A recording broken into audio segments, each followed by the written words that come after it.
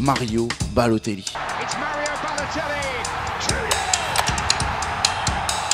Une qualité technique et une adresse balle au pied qui ont attiré les plus grands clubs du monde les uns après les autres.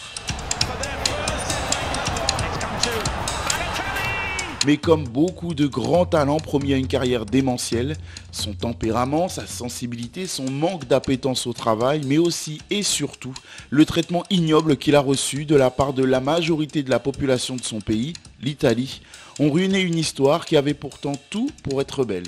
Aujourd'hui, à bientôt 34 ans, Mario Balotelli, c'est ça, un homme ivre dans les rues, bien loin des championnats majeurs et des plus grands clubs du continent.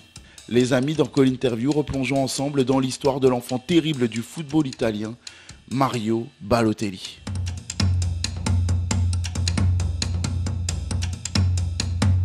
Mario Balotelli est né le 12 août 1990 de deux parents ghanéens et sous le nom de Mario Barrois. Ça s'est passé du côté de Palerme en Italie, mais assez rapidement, la famille est amenée à déménager du côté de Brescia en Lombardie. La tendre enfance de Mario est assez compliquée, assez chaotique, parce que d'une, les conditions de vie ne sont pas simples, l'aspect financier est un problème, mais également parce que la santé du jeune Mario est très fragile. Il souffre de malformations intestinales qui le conduit à subir de nombreuses opérations pour y remédier. Dépassés, largués dans l'éducation de leur enfant, les parents font appel aux services sociaux italiens qui vont décider de placer le jeune Mario dans une famille d'accueil sans pour autant qu'il soit adopté.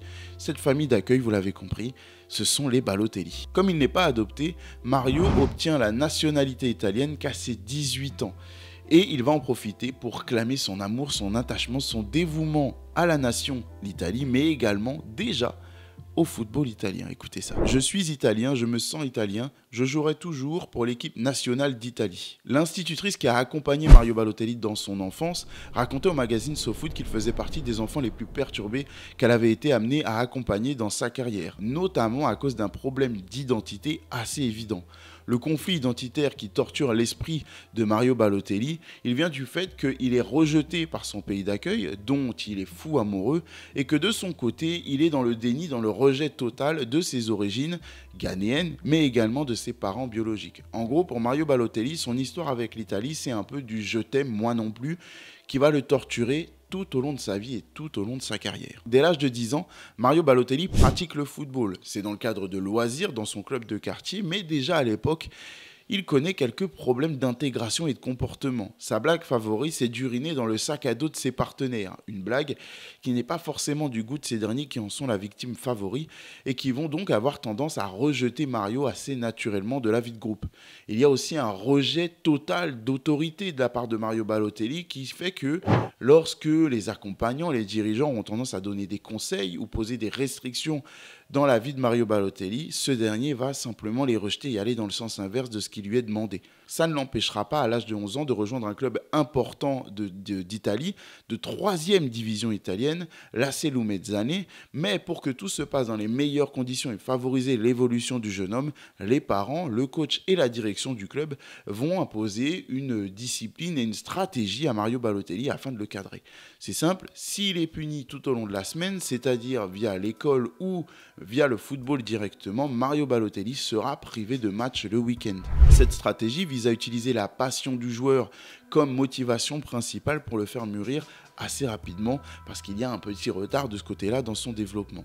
Bonne idée, mais qui va connaître quelques petits soucis parce que Mario Balotelli, étant le seul jeune joueur noir de son club, va être la victime favorite du racisme qui est assez important, notamment lorsque l'équipe évolue en déplacement. Les insultes, le comportement agressif qu'il subit va le faire en sorte qu'il se renferme et va le suivre malheureusement tout au long de sa vie et de sa carrière. On verra ça tout au long de cette vidéo.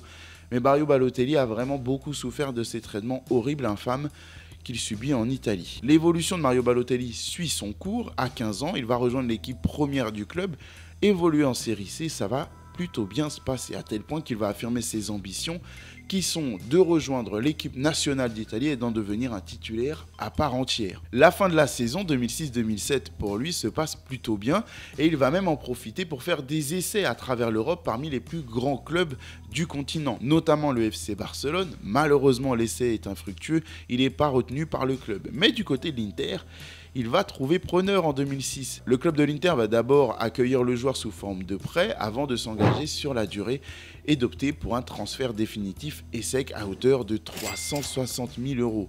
La fin de la saison pour Mario Balotelli, c'est 4 buts en 7 apparitions en équipe de jeunes à l'Inter, plutôt pas mal, et ça va lui permettre de franchir les étapes, les échelons au sein du club interiste assez rapidement. La saison 2007-2008, c'est celle des grandes premières pour Mario Balotelli parce qu'il va intégrer l'équipe première de l'Inter Milan sous les ordres de Roberto Mancini, un homme important pour lui avec qui il va développer une relation très profonde et de grande confiance. On va y revenir plus tard, mais notez ça déjà. C'est aussi le moment pour lui de choisir son premier numéro de maillot qui là aussi va le suivre tout au long de sa carrière, enfin presque. Et pour le faire, c'est simple, la règle du côté de l'Inter, c'est que les jeunes joueurs doivent choisir un numéro compris entre 35 et 50. Mario Balotelli va faire un calcul assez simple, 4 plus 5 égale 9, qui fait référence au poste d'avant-centre, son poste de prédilection, et il va donc choisir le numéro 45. Un numéro qui va lui réussir à tel point qu'il va le garder, comme je vous l'ai dit, pendant pas mal de temps dans sa carrière, en tout cas chaque fois qu'il en aura l'opportunité et le désir. Et si je vous dis que ça se passe bien, c'est que forcément sa première saison elle est concluante. On compte 11 apparitions en Serie A pour 3 buts marqués, c'est plutôt pas mal pour un jeune joueur, surtout avec la concurrence féroce de l'époque, mais c'est surtout via la Coupe d'Italie que Mario Balotelli va montrer l'étendue de son talent. Un premier doublé face à la Regina en 8e de finale, mais un doublé beaucoup plus retentissant face à la Juventus en quart de finale retour. Après un score 2-2 concédé à l'aller par l'Inter Milan qui laisse toutes les chances à tout le monde de se qualifier, l'Inter va finalement s'imposer au match retour 3-2 grâce au doublé notamment de Super Mario. Il y a la demi-finale et derrière la finale que Mario Balotelli va disputer en intégralité mais qui va être perdu par l'Inter. Après un premier match aller perdu 6-2 face à l'AS Roma, victoire au match retour 2-1, ce n'est pas suffisant. Le score cumulé est de 7-4, victoire de l'AS Rome qui est sacrée championne d'Italie. Mais, il y a de quoi être consolé pour Mario Balotelli parce que comme je vous l'ai dit, saison avec beaucoup d'apparitions en équipe première pour une première saison. C'est très positif et très inspirant pour la suite.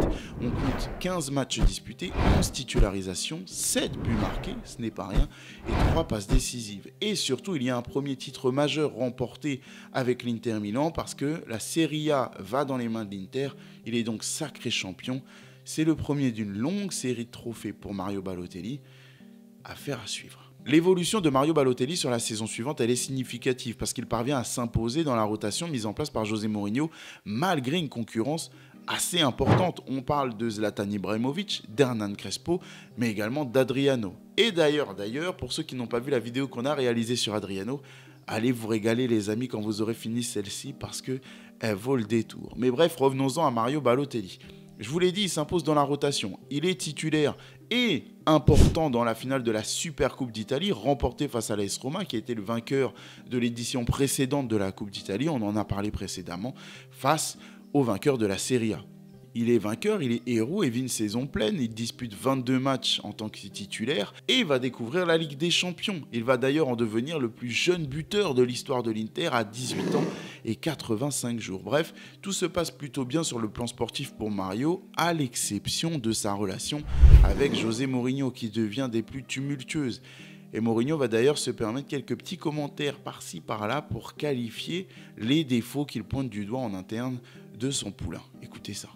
En ce qui me concerne, un jeune garçon comme lui ne peut pas se permettre de s'entraîner moins que Luis Figo, Cordoba ou Zanetti. Ce défaut pointé du doigt par José Mourinho atteste de tout ce qu'on a reproché tout au long de sa vie déjà à Mario Balotelli, mais aussi sur le reste de sa carrière. On y reviendra ensemble, mais ça laisse place à plusieurs vidéos qu'on peut qualifier de drôles, de frustrantes, d'agaçantes. Mais bref, peu importe ce que nous fait ressentir Mario Balotelli, ce petit point de comportement ne l'a jamais lâché, n'a jamais réussi à vraiment évoluer sur ce point-là. Mais l'autre épisode qui va marquer sa saison 2009, c'est l'épisode qu'il va subir du côté de la Juventus. On est le 18 avril 2009 et Mario Balotelli s'apprête à disputer un match importantissime entre l'Inter Milan et la Juventus, deux rivaux pour le titre. Et dans cette course au titre-là, l'Inter veut réussir à faire le trou avec son concurrent. Mario Balotelli va être titulaire pour ce match de gala et va hériter de la confiance de José Mourinho. Mais tout tourne au fiasco lorsque les supporters de l'Inter décide d'envoyer des insultes racistes pendant toute la durée du match, des chants racistes plus précisément qui vont toucher très profondément Mario Balotelli, et ça on peut le comprendre. Si nous sautons tous, Balotelli va mourir, nègre de merde. Quand il chantait, je n'avais qu'une envie, c'était de marquer un but, et c'est ce que j'ai fait. Le traitement réservé à Mario Balotelli va émouvoir pas mal de monde en Italie, de grandes personnalités, dont le président de l'Inter, Moratti. J'ai peur que l'Italie se soit habituée au racisme. Nous attendons des excuses de la part de la fédération et de la Juve. Pas pour moi ou le club, mais pour Mario, qui a fait preuve d'une grande maturité, contrairement à ce que disent les médias qui le traitent de provocateur. Effectivement, le traitement des médias sur cette affaire, mais également de la fédération, et de la Juventus laisse à penser que le racisme n'est pas quelque chose de pris au sérieux, n'est pas une priorité pour le football italien et les mentalités italiennes, ce qui va profondément agacer, toucher et sensibiliser Mario Balotelli. Parce qu'à l'arrivée, la Juventus, elle ne va hériter que d'un match à huis clos, ce qui prouve encore une fois que le sujet du racisme et le traitement réservé à Mario Balotelli est mis sous le tapis, tue, et cela va durer tout au long de la carrière de Super Mario. Et ce, malheureusement, n'est pas réservé à Mario Balotelli. D'autres joueurs vont subir ce traitement-là. On peut penser à Lukaku, on peut penser à Paul Pogba, Siani et plein d'autres qui ont évolué au sein du championnat italien, qui ont subi du racisme de la part des supporters adverses notamment, et qui n'ont jamais vraiment vu une vraie réaction, de vraies sanctions de la part du football et de la fédération italienne sur ce genre d'affaires. L'Inter va quand même être sacré de cette saison 2008-2009 et Mario Balotelli va afficher des statistiques assez intéressantes. On est sur 31 matchs disputés, 20 titularisations, 10 buts et 3 passes décisives. C'est costaud, c'est prometteur encore une fois et ça atteste du niveau atteint par Mario Balotelli malgré toutes les émotions très fortes qu'il a pu ressentir. On continue parce que la suite de la relation avec José Mourinho, ça va compliquer les choses. Il y a pas mal de mouvements sur la saison 2009-2010 du côté de l'Inter, notamment pendant le mercato, durant lequel Zlatan Ibrahimovic va prendre la direction du FC Barcelone et que Samuel Eto'o va faire le chemin inverse. Il y a également la signature de Diego Milito à signaler, ce qui fait que le secteur offensif de l'Inter est quand même pas mal renforcé, pas mal de nouvelles arrivées, mais pas de quoi inquiéter Mario Balotelli. Pourtant, la relation avec José Mourinho, qui a été jusqu'ici qualifiée de tumultueuse, va encore atteindre de nouveaux sommets avec la saison en cours. Les anecdotes sur le comportement inapproprié de Mario Balotelli, que ce soit à l'entraînement, en dehors du foot ou pendant les matchs, se multiplient, agacent son entraîneur et attestent de la difficulté de gérer un profil tel que celui de Mario Balotelli, si tant est qu'il y en ait d'autres dans le monde du football, y compris pour un entraîneur de la trempe et autant chevronné, autant expérimenté que José Mourinho. Écoutez ça. Je pourrais écrire un livre de 200 pages de mes 2 années passées à l'Inter avec Mario. Mais le livre ne serait pas un drame, ce serait une comédie. Je me souviens d'une fois quand nous sommes allés jouer à Kazan en Ligue des Champions. Dans ce match, tous mes attaquants étaient blessés. Pas de Milito, pas d'Eto'o. J'avais vraiment des problèmes et Mario était le seul. Mario a reçu un carton jaune à la 42e minute. Alors quand je suis arrivé au vestiaire à la mi-temps, je passe environ 14 minutes sur les 15 disponibles à ne parler qu'à Mario. Je lui ai dit « Mario, je ne peux pas te changer, je n'ai pas de buteur sur le banc, alors ne touche à personne et ne joue qu'avec le ballon. Si on perd le ballon, ne réagis pas. Si quelqu'un te provoque, pas de réaction. Si l'arbitre fait une erreur, pas de réaction. Mario, s'il te plaît. » À la 46e minute, carton rouge. Une autre anecdote qu'on a sélectionnée pour vous, elle est tout aussi frustrante, tout aussi drôle, tout aussi agaçante, selon les goûts. Écoutez ça. Je lui ai dit d'être à 14h dans mon bureau pour une réunion. Il n'était pas là et quand je l'ai appelé, il m'a dit qu'il était aux qualifications de Formule 1. Je lui ai dit « Mario, non, tu dois venir à mon bureau à 14h. » Et il a dit « Ah, des réunions dans ton bureau, je peux en avoir tous les jours, mais la Formule 1, c'est seulement une fois par an en Italie. » Au lieu de se faire oublier pendant cette période et de faire profil bas, Mario Balotelli va simplement participer à une émission satirique en Italie, réputée pour son ton humoristique décalé et provocateur, une émission appelée La Strizza, la Notizia. Ancora polemiche su Mario Balotelli. Lors de cette émission, le présentateur sent qu'il a un bon profil avec Mario Balotelli et va aller le chercher. Tout d'abord, en donnant un maillot de l'AC Milan, le club ennemi juré de l'Inter, floqué au nom de Mario Balotelli. Sauf que ce dernier, au lieu de le rejeter, il va simplement le porter, le mettre sur ses épaules. Ce qui va déjà attiser la haine des supporters de l'Inter et pas mal de tensions dans les rangs d'interistes. Mais ça va aller encore plus loin parce que le présentateur va poser la question très simple à Mario: pourquoi tu ne joues pas? La réponse, elle est du même acabit que ce qu'on a pu voir par le passé. Pourquoi je ne joue pas? Il est inutile de me demander. Vous devez voir cela avec celui qui est au-dessus. Une première pique déjà destinée à Mourinho. Mais bon, il va pas s'arrêter là. Le présentateur sent qu'il a un bon client face à lui. Le présentateur va aller encore plus loin après cette première pique adressée à José Mourinho. Et il va enclencher encore une fois des réactions de Mario Balotelli en allant chercher son franc-parler. Surtout que c'est un jeune joueur qui n'a pas forcément l'expérience de ce genre d'interview. Et il va aller lui demander ce qu'il pense du mérite de José Mourinho dans la victoire obtenue par le club de l'Inter face à Chelsea en Ligue des Champions. Une victoire pour lui? N'importe quoi, c'est l'équipe qui a gagné à Stamford Bridge, pas Mourinho. Sentant la tension monter et sentant surtout le manque d'expérience de son poulain qui va se tirer une balle dans le pied dans ce genre d'interview, Mino Raiola, feu Mino Raiola, qui était réputé pour son tempérament, mais également pour sa façon assez stricte et ferme de négocier avec les clubs quand il s'agissait d'obtenir de nouveaux contrats ou de négocier le départ, les transferts de ses poulains. Eh ben, il va venir essayer d'atténuer un petit peu les tensions, de calmer un petit peu les échanges entre José Mourinho et Mario Balotelli en prenant la défense de son poulain, mais en pointant surtout, eh ben, le manque d'expérience et le manque de sérieux d'une telle émission. C'est un jeune garçon qui ne comprend pas toutes les conséquences de ce qu'il fait. J'espère que les fans comprendront qu'ils ne peuvent pas prendre au sérieux un programme comme Strizia. S'ensuit la demi-finale face au FC Barcelone, la fameuse demi-finale remportée par l'Inter. Et José Mourinho n'a pas fait confiance à Mario Balotelli pour débuter la rencontre, mais le fait entrer à 15 minutes de la fin. Et les performances en dents de scie et l'attitude de Mario n'agacent pas seulement José Mourinho, pas seulement les joueurs de l'Inter. Elle agace également les fans qui reprochent aux joueurs des performances en dents de scie, un manque d'implication et surtout des provocations multiples. Alors, au moment de son entrée en jeu, la foule, les fans vont le siffler pour faire part de leur mécontentement. En réaction, au moment de quitter le terrain, Mario Balotelli va simplement retirer son maillot et le jeter au sol. Un geste à ne surtout pas faire dans le monde du football, c'est fort de signification, fort de symbole, et ça atteste du respect qu'on est censé avoir pour le club qu'on représente. Les sifflets vont s'intensifier, les échanges houleux vont s'intensifier également. Et bien le match retour, le fameux match retour durant lequel Samuel Eto'o va évoluer en latéral gauche et performer à cette position pour illustrer le sacrifice, l'esprit de sacrifice qui anime cette équipe de l'Inter sous les jambes de José Mourinho. La qualification est obtenue, c'est un exploit face à ce grand FC Barcelone de Pep Guardiola au Camp Nou. Mais Mario Balotelli ne prend pas part à cet exploit, à cette qualification. Il ne prendra pas part non plus à la finale remportée face au Bayern Munich et au sacre de l'Inter. Malgré un triplé historique et malgré un triplé retentissant dans l'histoire de l'Inter et dans la carrière de José Mourinho, la fin de saison pour Mario Balotelli, elle est en eau de boudin un petit peu et va attester de la distance qu'il y a entre le club, les performances et la relation, l'évolution de carrière, le statut de Mario Balotelli.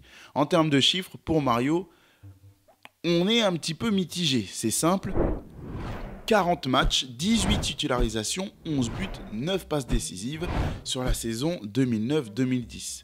Malgré ces bonnes performances qui auraient dû justifier d'un appel notamment avec la Squadra Azzurra pour la Coupe du Monde 2010 du côté de l'Afrique du Sud, Marcello Lippi, le sélectionneur, ne va pas retenir Mario Balotelli. Peut-on vraiment le blâmer? Les performances, on l'a dit, sont en dents de scie.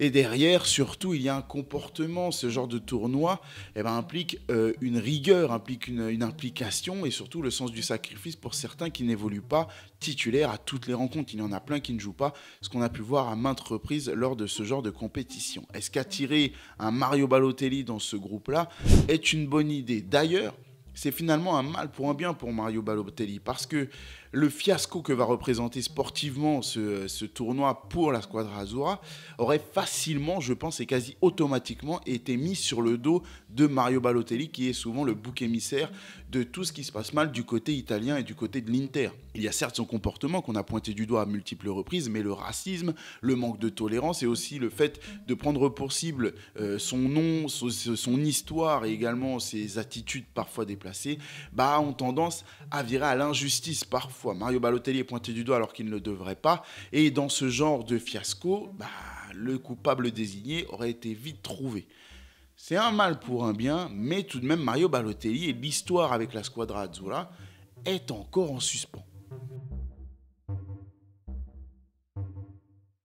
Alors je vous l'ai dit, c'est un fiasco sportif, ce mondial Anaïsna pour la Squadra Azzurra, avec seulement un point obtenu sur la phase de poule et donc une dernière place synonyme d'élimination dès le premier tour de la compétition. Pour essayer d'insuffler un souffle nouveau, pour essayer d'apporter quelque chose de plus frais au sein de cette sélection, Mario Balotelli va donc être appelé le 10 août 2010, c'est-à-dire juste au sortir de ce mondial, pour disputer son premier match face à la Côte d'Ivoire, et ça se passe à Londres.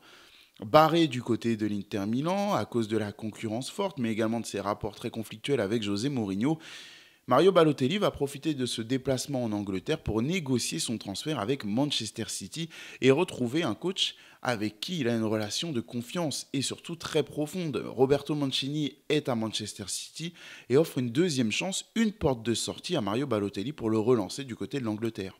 Le transfert s'élève à 29 millions d'euros, 29,5 millions d'euros pour être précis, et c'est un record pour un joueur qui n'a que 20 ans à l'époque. Cette période de sélection avec la Squadra Azzurra et de transfert vers Manchester City, ça apporte beaucoup de lumière à Mario Balotelli au niveau national, mais également international. Et c'est le moment choisi par les parents biologiques de Mario Balotelli pour faire éruption dans sa vie et réclamer que leur fils, leur Mario, leur soit rendu.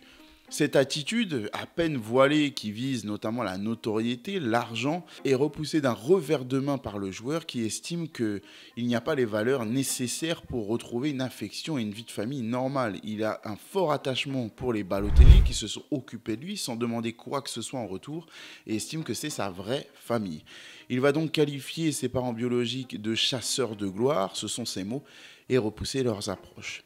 Il s'installe à Manchester City. Le bilan de Mario Balotelli, donc à l'Inter Milan, le vrai club de ses débuts, n'est pas si mauvais finalement si on plonge dedans. En termes de chiffres, on parle de 28 buts, 15 passes décisives en 86 matchs, 3 championnats remportés, une Ligue des Champions, une Coupe d'Italie, une Super Coupe d'Italie. Si on regarde ces chiffres avec froideur et beaucoup de recul, ils sont plutôt bons. Il y a du titre, il y a un palmarès garni, il y a pas mal de buts, de belles stats. C'est simplement ce comportement qui inquiète et on se dit qu'au moment de signer à Manchester City, rejoindre le coach qui a su tirer le maximum de lui lors de son passage à l'Inter Milan, Roberto Mancini, va savoir quoi faire avec Mario Balotelli et en tirer le meilleur. Et pourtant, l'aventure à Manchester City entre Mancini et Balotelli, elle va être pleine de rebondissements et ça commence très vite. Oui, ça vient très vite parce que dès son arrivée en Angleterre, seulement quelques semaines après sa signature à Manchester City, alors qu'il se rendait à l'entraînement, Mario Balotelli va être victime d'un accident. Il va littéralement détruire son Audi R8 et au moment de se rendre sur les lieux, la police va remarquer une liasse de 5000 livres sterling placée sur le siège passager. Au moment de demander l'origine de cet argent et surtout le but d'une telle somme sur son siège passager, Mario Balotelli va simplement répondre à la Mario Balotelli. C'est simple, je suis riche. Bref, arrogance, insubordination, encore une fois, vis-à-vis de toute forme d'autorité. Mario Balotelli montre à tout le monde de quoi il est fait et ce à quoi il faut s'attendre lors de son passage en Angleterre. Mais c'est le terrain qui nous importe le plus et Mario Balotelli va montrer de quoi il est fait avec un premier but important en Europa League qui va qualifier son équipe, mais en fin de match, blessure, opération nécessaire, il est indisponible pendant plus de 2 mois. À son retour, il dispute son 3e match de Premier League, va claquer un doublé en moins de 6 minutes, tout le monde applaudit, est très enthousiaste à l'idée de voir ce jeune talent tout péter en PL. Mais en deuxième mi-temps, en moins de 3 minutes, Mario Balotelli écope de 2 cartons jaunes et va donc être expulsé. Voilà, c'est du Mario Balotelli, encore une fois dans le texte, qui montre qu'il est capable de tout n'importe quand et n'importe comment. Mais le talent prime toujours. Et d'ailleurs, il va être récompensé, ce talent, parce qu'il va hériter du Golden Boy 2010, à l'instar des Fabregas, à l'instar des Lionel Messi ou autres Wayne Rooney. Et au moment de parler du Ballon d'Or, il va avoir cette petite phrase dans le journal Tout au Sport qui va faire sa légende notamment et qui va montrer un petit peu l'arrogance, mais aussi l'ambition et la considération de lui-même du jeune homme. Écoutez ça. Sur tous ceux qui ont déjà eu ce prix, seul un joueur mais légèrement supérieur, Lionel Messi. Tous les autres sont derrière moi. La suite, elle est très bien résumée par un jeune garçon qui admirait déjà Manchester City, déjà fan du club, et qui avait une belle analyse des performances, du comportement et du profil de Mario Balotelli. Ce jeune joueur de l'époque, c'est Phil Foden qui n'est qu'un gamin et qui regarde avec des yeux très admirateurs l'évolution de cet attaquant incroyable en Première Ligue. Les propos de Phil Foden, ils tapent en plein dans le mille. Pourquoi ? Parce que Mario Balotelli est capable de claquer un triplé face à Aston Villa, mais de derrière disparaître pendant plusieurs matchs, à tel point que Roberto Mancini ne va même pas le retenir pendant la presque totalité du mois de janvier. Derrière s'ensuit par exemple l'épisode de la chasuble face à Kiev, impossible pour lui de trouver le moyen de la mettre, et il va s'humilier, un petit peu se tourner au ridicule pendant plusieurs minutes sur tous les réseaux sociaux à l'époque. Il y a aussi cet épisode des 100 000 euros de sanctions infligées par le club suite à un épisode encore jamais vu dans l'histoire du football, je pense, et ces fléchettes envoyées depuis la fenêtre par Mario Balotelli sur tous les jeunes du centre de formation. Lorsqu'on lui demande des explications sur un tel comportement lunaire, Mario Balotelli explique qu'il s'ennuyait, c'est tout. Impossible malgré tout pour Manchester City de prendre une décision ferme parce que le talent du joueur est indéniable. Il fait partie de ceux qu'on admire le plus, qu'on regarde le plus. À Manchester City, c'est 28 matchs disputés, 20 titularisations, 10 buts, 2 passes décisives sous les ordres de Roberto Mancini. Avec l'Italie, c'est 4 matchs, 2 titularisations, 0 but, 0 passe décisive. La saison suivante sera peut-être beaucoup mieux, étant donné que c'est la Première Ligue qu'il faut s'adapter et qu'on compte beaucoup sur Roberto Mancini pour faire grandir Mario Balotelli. On verra que c'est pas une tâche facile pour le coach. Pour comprendre un peu l'ampleur que peut prendre la complexité, l'incertitude et surtout l'aspect déroutant de la personnalité de Mario Balotelli, il suffit de prendre l'anecdote du 8 juin 2011. Le jeune joueur est photographié dans Naples en compagnie de 2 des chefs de gang les plus puissants de la ville de Naples. Était-il là-bas par volonté ? Était-il accompagné de ces personnes parce qu'il est impliqué dans leur activité, dans l'activité de ces gangs ? C'est ce qu'a voulu savoir le procureur de la ville de Naples en interrogeant Mario Balotelli. Et vous allez voir que la réponse, elle est très déroutante. Elle te pose la question de savoir si Mario Balotelli est un manipulateur, un provocateur, ou simplement parfois un peu trop naïf, voire simplet. Écoutez ça, vous vous ferez votre idée vous-même. Je ne sais même pas qui étaient ces gens. Ce jour-là, à Naples, il y avait énormément de monde autour de moi. Comme je vous l'ai dit, déroutant. Faites votre avis. La saison 2011-2012, elle est marquante dans l'histoire de Manchester City, dans les mémoires des fans, mais aussi dans celle de Mario Balotelli. Pourquoi ? Parce que tout commence plutôt mal du côté de Manchester City. Lors des matchs de préparation, le club affronte celui des LA Galaxy et globalement, on peut dire que les Citizens dominent leur sujet et dominent la rencontre. Jusqu'au moment où une action qui pourrait paraître anodine de base tourne au fiasco. Mario Balotelli se retrouve seul face au but, a le but grand ouvert et un simple plat du pied permettra à Manchester City d'enregistrer un nouveau but. Mais non, c'est trop simple pour Super Mario qui décide de briller alors qu'il n'y avait pas forcément la place de le faire. Il va tenter un geste complètement surréaliste, hyper irrespectueux et qui prouve toute son audace. Il va faire une roulette devant le but vide pour marquer les esprits. Sauf que, au lieu de marquer, le ballon va simplement rouler à côté du but. Une scène qui va rendre fou Roberto Mancini, l'entraîneur, qui va sanctionner son joueur en le sortant dans la foulée. La scène va ensuite laisser place à une explication très houleuse entre les deux hommes. Mario Balotelli ne comprend pas l'attitude et la réaction de son coach, alors que celui-ci va complètement péter les plombs. Il s'en prend à son joueur ouvertement devant les caméras, devant les supporters, en expliquant, en hurlant, que l'attitude du joueur n'est pas professionnelle, inappropriée sur un terrain de football et surtout dans un club qui veut prétendre aux plus grandes places et aux meilleurs rôles de Première Ligue et en Europe. Derrière, la sanction elle va s'étendre parce que Mario Balotelli va la débuter sur le banc jusqu'à ce que son talent fasse le reste. Il va enchaîner 8 buts en l'espace de 10 rencontres d'affilée et du coup revenir dans les papiers et des supporters et de son coach. Il va même marquer l'histoire lors d'un derby historique entre Manchester City et Manchester United à Old Trafford et une victoire 6-1 dans le théâtre des rêves. Tout est parfait sur le papier, même la célébration qui est pourtant si fidèle à la personnalité de Mario Balotelli qui va soulever son t-shirt et laisser place à un message où il écrira « Why always me ?» Pourquoi toujours moi ?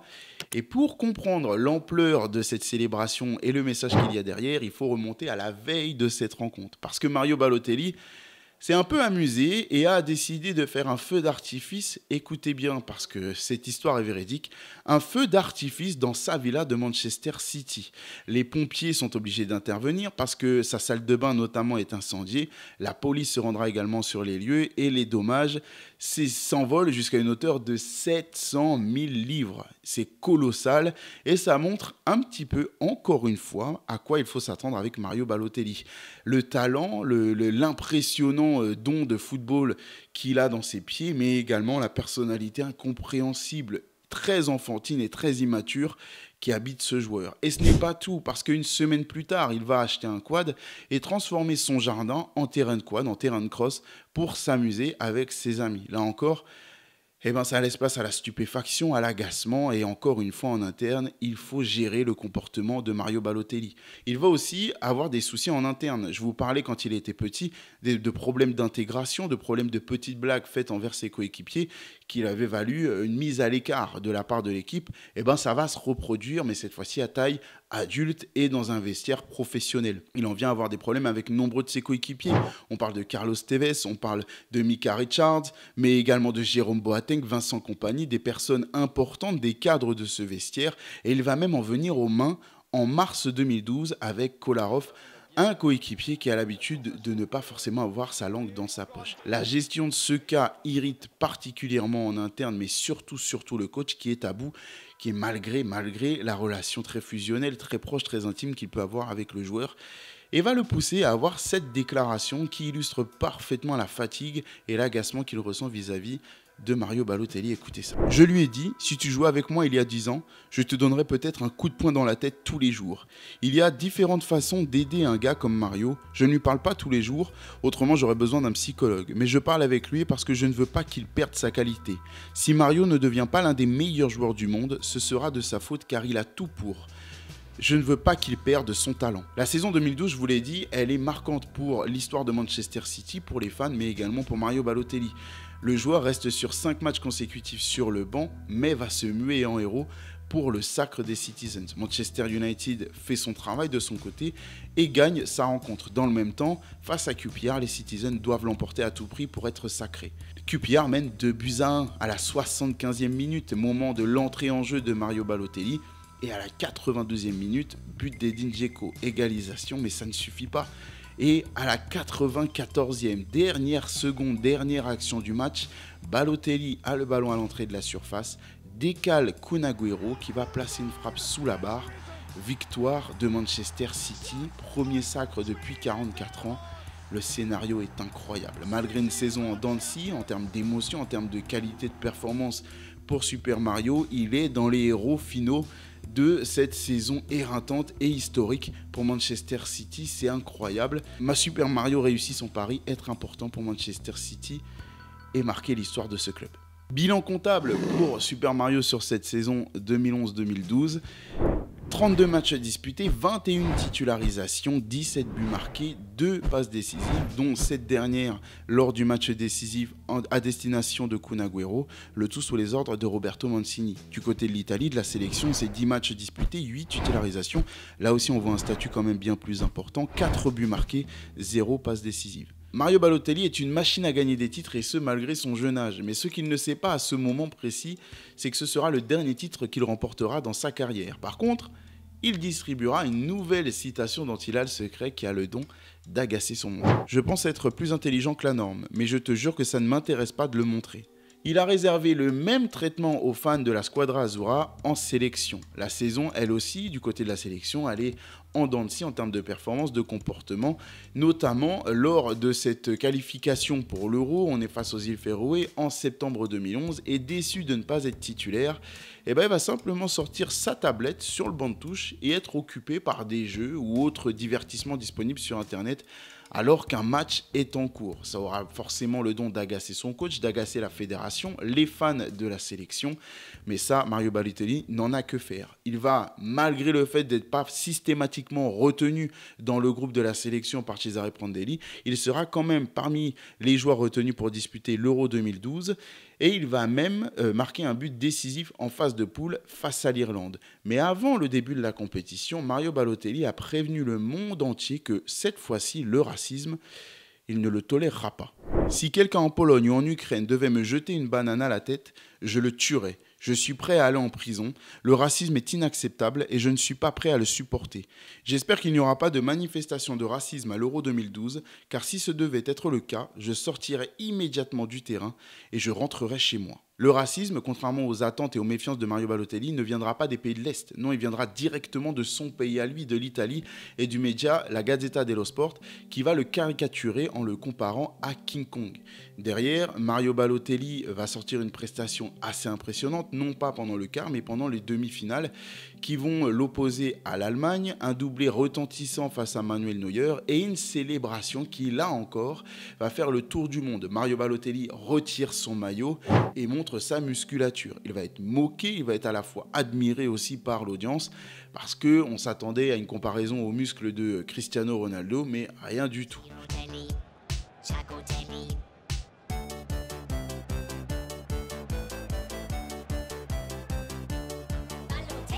Les muscles sont bien présents, il n'y a rien à critiquer sur le corps et la musculature du joueur, mais quand même, c'est Mario Balotelli, alors on se moque de lui. Lui va répondre de manière assez franche, encore une fois avec un second degré surdéveloppé, qui va agacer, amuser certains. Chacun se fera son avis. Mes coéquipiers, n'étaient pas fâchés parce que j'ai été averti pour avoir enlevé mon maillot. Ils étaient juste jaloux de mon physique. Après l'Allemagne et cette qualification en finale obtenue en grande partie grâce à Mario Balotelli, c'est l'Espagne qui se dresse sur la route de l'Italie. Et là, il n'y a pas photo. Victoire 4-0 de l'Espagne qui est intouchable et qui ne va laisser que des miettes à son adversaire du soir. Mais pour Mario Balotelli, le bilan est plus que positif. Déjà sur le plan collectif, l'Italie retrouve une finale, mais sur le plan individuel, il est co-meilleur buteur de la compétition et figure parmi l'équipe type du tournoi. Bref, retour au premier plan pour le joueur qui sort d'un sacre avec Manchester City, bien que la saison ait été en dents de scie et chargé en émotions. Idem du côté de la sélection, mais le résultat est bien là. Il va même figurer parmi la liste des joueurs nommés pour le Ballon d'Or. Il apparaîtra à la 23e position. Mais la saison 2011-2012 qui touche enfin à sa fin est une grande réussite pour le joueur.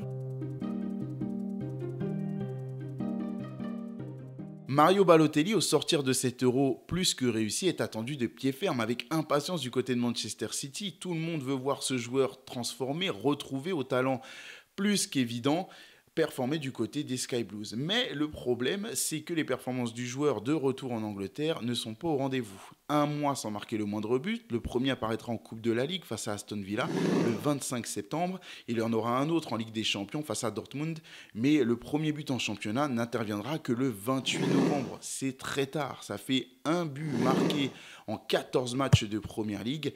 La confiance est au plus bas et elle sera même remplacée à la 50e minute avant l'heure de jeu lors du derby perdu face à Manchester United, alors qu'il avait été le héros du derby de la saison précédente avec le fameux Why Always Me. Les rumeurs de transfert vont bon train, tout le monde l'envoie en Italie et on peut dire qu'à la mi-saison, le bilan avec Manchester City est catastrophique. 22 matchs disputés, 10 titularisations, 3 buts marqués, 2 passes décisives. Les rumeurs étaient vraies, transfert du côté du Milan AC pendant le mercato hivernal à hauteur de 20 millions d'euros. Le retour au pays pour Super Mario, il est tonitruant. Déjà parce qu'il se fait sous les couleurs de l'ennemi juré de l'Inter Milan, le club qui a révélé son talent aux yeux du monde. Et c'est aussi l'illustration, la réalisation de la prophétie qui était apparue lors de la fameuse émission dont je vous ai parlé quelques temps plus tôt dans cette vidéo. Il va claquer un doublé lors de son premier match en Serie A face à l'Udinese sous le maillot du Milan AC et enchaîner avec des performances impressionnantes, 7 buts en 6 matchs disputés en Serie A. Le coup d'arrêt, il vient face à la Fiorentina. Le joueur craque, insulte l'arbitre et rattrapé par la patrouille de la commission de discipline qui va lui infliger une suspension de 2 matchs de suite.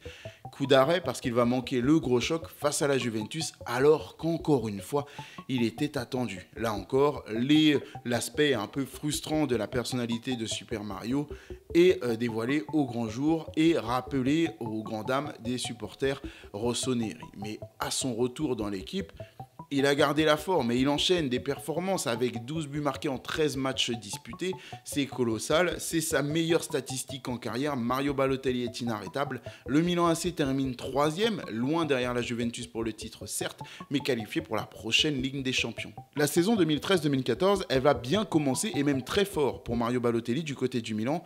3 buts marqués, une passe décisive lors des 4 premiers matchs, mais tout va déraper lors du match face au Napoli.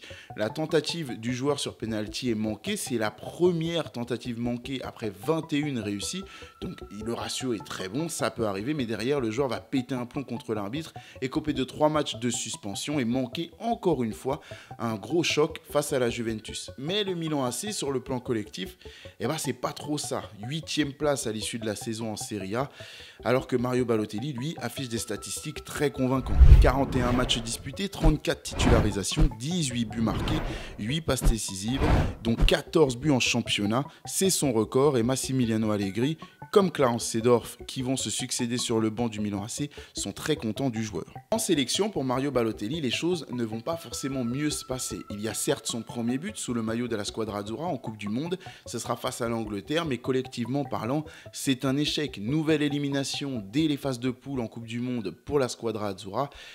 Et retour un petit peu inattendu, précoce en club pour Super Mario. Et là-bas, les discussions avec la direction du Milan sont très tendues. Malgré ses belles performances, malgré son statut de leader sportif au sein de l'équipe, les relations sont tellement tendues avec la direction du club qu'un transfert est inévitable. C'est du côté de Liverpool qu'il va rebondir pour un transfert à hauteur de 20 millions d'euros et la lourde tâche de remplacer Luis Suarez parti du côté de Barcelone après avoir brillé en Première Ligue notamment. Sur le papier, on voit une très belle attaque avec Sturridge, avec Balotelli et Sterling. Donc de quoi être ravi du côté des Reds, mais prudent quand même. On retient les erreurs du passé, notamment subies par le club de Manchester City, et le club décide d'inclure une clause, une charte de bonne conduite dans le contrat de son nouveau joueur. Je vous l'ai dit, sur le papier, c'était séduisant, mais sur le terrain, c'est tout autre chose. Mario Balotelli n'est que l'ombre de lui-même. Il marquera qu'un seul but en championnat jusqu'au 10 février, et c'est catastrophique pour un joueur dont on attend beaucoup plus. Et la saison, elle est, en termes de statistiques, fantomatique. Regardez ça. 28 matchs disputés, 14 titularisations, 4 buts marqués seulement, 0 passes décisives, sous les ordres de Brendan Rodgers. À la suite de ces statistiques et de cette très longue saison du côté de la Première Ligue, évidemment, il ne sera plus appelé avec la Squadra Azzurra. Après une saison catastrophique du côté de Liverpool, le club veut se débarrasser du joueur, lui veut rebondir, et quoi de mieux que de retrouver son amour d'antan avec lequel il avait brillé une saison plus tôt. Balotelli retourne en prêt du côté du Milan pour une saison pas d'engagement long terme, mais l'alchimie ne prend pas. Un seul but marqué en 20 rencontres disputées et les blessures s'enchaînent. 19 matchs manqués pour cause de blessures. La faute à une inflammation du pubis et une pubalgie, toutes deux très difficiles à soigner pour un joueur de football. Je ne vous parle pas des statistiques, elles sont tellement fantomatiques que ça ne vaut pas la peine de s'arrêter dessus. Mais derrière, le joueur n'est évidemment pas convoqué pour l'Euro 2016 disputé en France. Balotelli, à 26 ans, devrait être en pleine possession de ses moyens. C'est l'âge d'or pour un joueur de football, surtout pour un attaquant qui devrait être en accord complet avec sa tête et son corps. Mais ce n'est pas le cas pour Super Mario. On a une vraie sensation que le joueur est cramé et qu'on fonce tout droit vers le gâchis. Statistique avec le Milan. 33 buts marqués, 9 passes décisives, le tout en 77 matchs.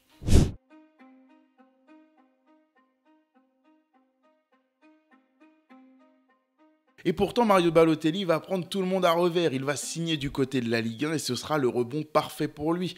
Il découvre l'OGC Nice en signant en toute fin de mercato. Son habitude, le 31 août 2016, il signe libre de tout contrat. Il va retrouver un coach qui a l'habitude d'être strict, qui a l'habitude d'être très distant avec ses joueurs, mais ça va quand même fonctionner. Le joueur enchaîne avec un premier doublé face à l'OM lors de son premier match et derrière, 3 buts en 2 matchs de Ligue 1, devient titulaire, un homme important de cette équipe, titulaire en championnat comme en Europa League, et il va même marquer lors de la victoire de prestige face au Paris Saint-Germain. Bref, tout va bien pour l'OGC Nice qui va finir champion d'automne et même 3e de Ligue 1 après une fin de saison un peu plus compliquée. Et pour Mario Balotelli, personnellement, si on fait un focus, un petit zoom sur ses statistiques, eh ben, la première saison est un pari réussi. 28 matchs disputés, 25 titularisations, 17 buts marqués, 0 passe décisive. La saison suivante, rebelote, grosse cote retrouvée pour le joueur qui continue d'améliorer ses statistiques, d'être un homme important au gros statut au sein de cet effectif, qui a une saison un peu différente parce qu'on n'est plus sur la surprise, que c'est moins rafraîchissant, c'est moins séduisant que la première année sous les ordres de Lucien Favre. On voit quelques frictions en interne, mais quand même, le joueur personnellement, lui, réussit une saison encore plus impressionnante, encore plus complète en termes de statistiques et surtout de performance. Il est régulier, même quand son équipe collectivement répond moins présent et le jeu est moins fluide, lui continue d'empiler les buts, continue d'être performant et de rapporter des points à son équipe. On trouve enfin un Mario Balotelli en pleine possession de ses moyens, dans la force de l'âge, au meilleur des moments possibles dans sa carrière et dans un championnat qui a l'habitude de relancer soit les talents qui sont un petit peu en difficulté ou les jeunes talents. Bref, tout va bien, moins d'exposition médiatique pour lui dans un club comme l'OGC Nice où, à l'inverse de l'OM, à l'inverse du Milan AC, à l'inverse du Paris Saint-Germain, à l'inverse de Manchester City, au moment où il s'y trouve, est un petit peu épargné des médias. On a l'impression que c'est le mariage parfait et que Mario Balotelli, après ces 2 ans passés, peut potentiellement avoir retrouvé une grosse cote sur le marché et retrouver un club à la hauteur de son talent. Mais non, il va enchaîner du côté de l'OGC Nice qui ne veut pas se séparer de son joueur et de sa pépite, malgré l'arrivée de Patrick Vieira. Les 2 joueurs se sont fréquentés lors de leur passage commun à Manchester City, mais pour autant, les choses ne se passent pas bien. Tension entre eux. Le joueur est souvent écarté de l'équipe première et va afficher des statistiques catastrophiques. 0 but en 10 matchs. À la mi-saison, le divorce est entamé. Mario Balotelli va signer dans un club de haut prestige en France, l'OM, l'Olympique de Marseille, vous l'avez compris. Et là, on se dit que le mariage est parfait. Mario Balotelli est dans un club important du championnat, n'est pas dans le plus grand club européen au moment où l'on parle, mais va quand même retrouver une exposition médiatique avec une grosse ambition. Et l'OM va trouver un joueur de grande qualité avec un tarif intéressant pour les finances du club. Bref, le mariage parfait avec le Vélodrome, le tempérament de Mario Balotelli. On se dit que tout est là pour qu'on voit une alchimie parfaite. Et on ne va pas y couper. Mario Balotelli explose dans le Vélodrome, explose à Marseille avec des statistiques très satisfaisantes, des performances abouties. Certes, il y a des matchs où il va passer à côté, mais du côté de l'OM, on est très heureux de son joueur. 8 buts en 15 matchs pour Mario Balotelli, en seulement une demi-saison du côté de Marseille. Je vous l'ai dit, mariage réussi en seulement 6 mois. On s'attend à ce que le joueur rempile une fois de plus du côté de l'OM, mais les choses sont un peu compliquées contractuellement et pour les finances du club notamment. Incapable de trouver un accord financier du côté de l'OM, le joueur est envoyé dans toutes les destinations exotiques pour essayer d'obtenir un dernier contrat juteux financièrement.